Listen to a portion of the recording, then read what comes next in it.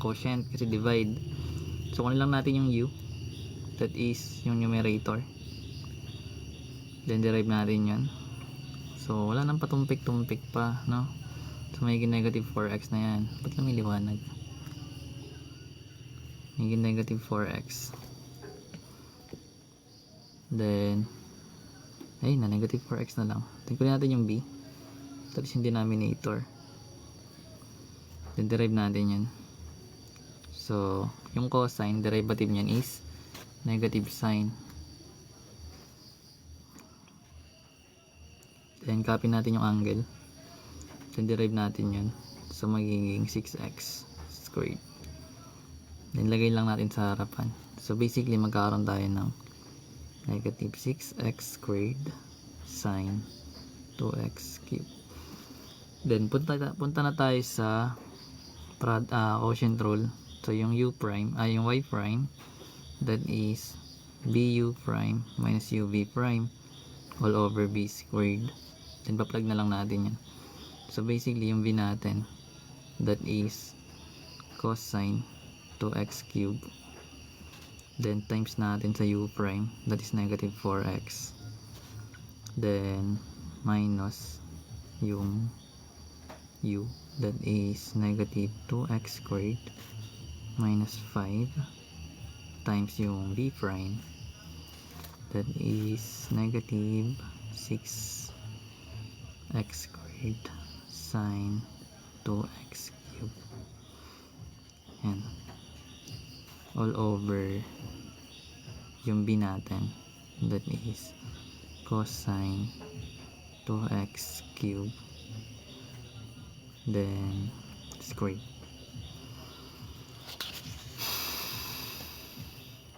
Next, simplify. So magkakaroon tayo ng negative 4x, then copy lang natin to kasi multiply lang naman cosine 2x cubed. Then ito guys, distribute. So mamaya na natin ilagay yung negative, no? Copy lang natin negative, mamaya natin i-distribute. Ito muna tayo. So yung negative times negative, magiging positive yan. So bali magkakaroon tayo ng 12 kasi 2 times 6. Then x squared times x squared, magiging x raised to 4. Then copy lang natin yung sign, then yung 2x na angle cube. Then dito naman, so negative times negative, magiging positive yan. So plus, then 5 times 6 is 30, then x squared sine, then 2x cube, then all over yung ito guys, magiging cosine squared na yan, 2x cube. Ngayon distribute natin yung sine nito, lagyan natin sa taas. Kita naman yun dito na, angat natin ang konti. Ayun na pala yung pinakaangat na space anyways, alam mo gets yun. So copy lang natin tong negative 4x cosine 2x cube. So yun negative 4x cosine 2x cube. Then syempre ito, pag i-distribute natin yung sign, magiging negative yung sign na ito. So magiging negative 12x raised to 4 sine, then 2x cube. Then ito naman, negative times positive, magiging negative pa rin. So negative 30x squared sine, then 2x cube, all over yung cosine squared ng ito yung denominator natin, 2x cube. Kasi yun. So ngayon simplify na lang. So paano pag simplify? Pa-factor out din kasi pwede naman meron tayong negative 4x, negative 12x squared raised to 4, tsaka negative 30x raised to 2 or squared. So ngayon guys, saan mo sila pwede ma-divide pare-parehas yung mga coefficients o yung tong 4, 12 tsaka 30? So basically, madi-divide natin yan lahat sa factor nila na 2. Then para naman sa variables, meron tayong x raised to 4 tsaka x squared, yung pinakamababang exponent, x. Then katulad ng ginawa natin kanina sa nauna, divide lang, Negative 4 divide 2, magiging negative 2, matatanggal yung x. Kakapin na lang natin yung cosine, pati yung angle. Then, ito magiging minus pa rin. Then, yung 12 divide 2, magiging 6 yun. Then, magiging x cube na lang, kasi binawasan natin ng isang variable. Then, sine 2x cube. Then, minus, ito magiging 10, ay 15, 30 divide 2. Then, magiging x na lang instead ng x squared. Then, sine 2x cube. So, all over cosine squared, then 2x cube. So, ito na yung magiging derivative. Na ito. Yun. Gets yun. Gets. Number 6 pa lang. Dami naman. Number 7.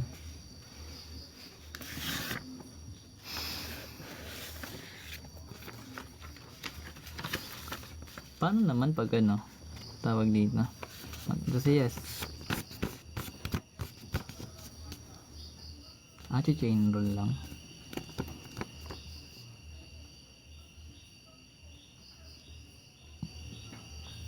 Kumbaga pag inaano yung ganyan no, yung may cube, kumbaga sabi mo kanina no, yung ito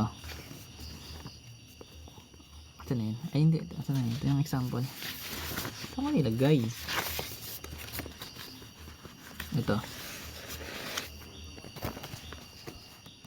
baga ano siya na power rule, tapos derive mo tong ito, tapos i-derive mo yung loob. Hindi ko yan kaya ano, JE. Si Math Enthusiast marunong yan. Hindi naman ako nagaganyan eh. Hanap ka ibang content creator na nagmamat ngayong oras. Hindi ko kaya yan eh. Hindi ko yan matuturo, hindi ko yan alam. Anyways, number 7.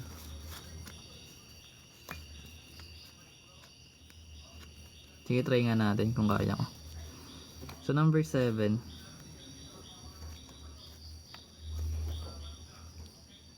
Kaya nga. Meron tayong f of x equals sine cube. Then, x raised to 5 yung angle. So, basically, ganun yung gagawin. Katulad ng tinuro ni Idol. So, kumbaga, papower rule muna natin. So, kunin natin yung f prime of x. So, bababa natin yung 3, bawasan natin yung exponent, magiging squared na lang. Then, copy natin yung angle. Then, times natin sa derivative ng sine. So, di ba ang derivative ng sine is cosine? So, magiging cosine. Then, copy natin yung angle. Tapos, multiply ulit natin siya sa derivative nito ng x raised to 5, which is 5x raised to 4. Then, simplify mo na. So, magkakaroon tayo ng 3 times 5, that is 15. Then, x raised to 4. Then, copy natin yung sine squared. Then, x raised to 5. Then, cosine. X raised to 5. So, ganun siya ginagawa. Gets.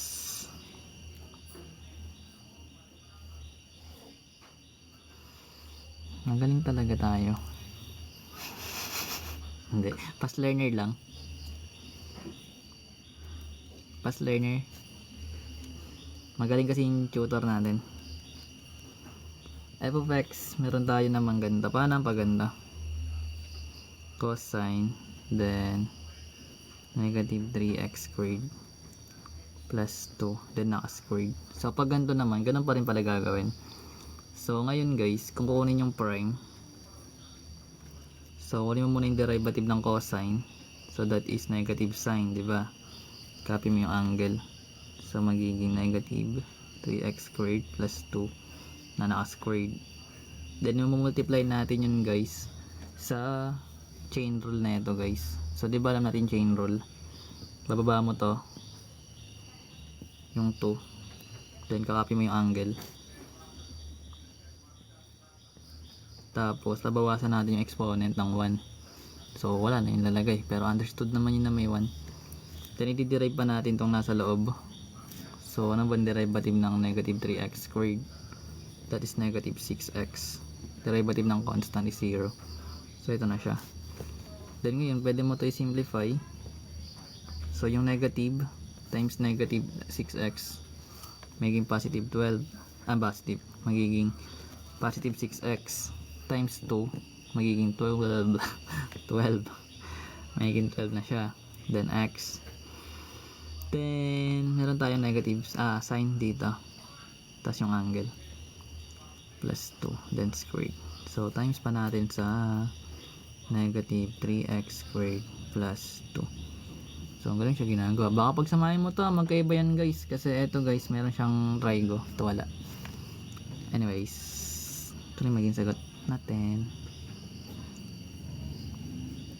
Rule.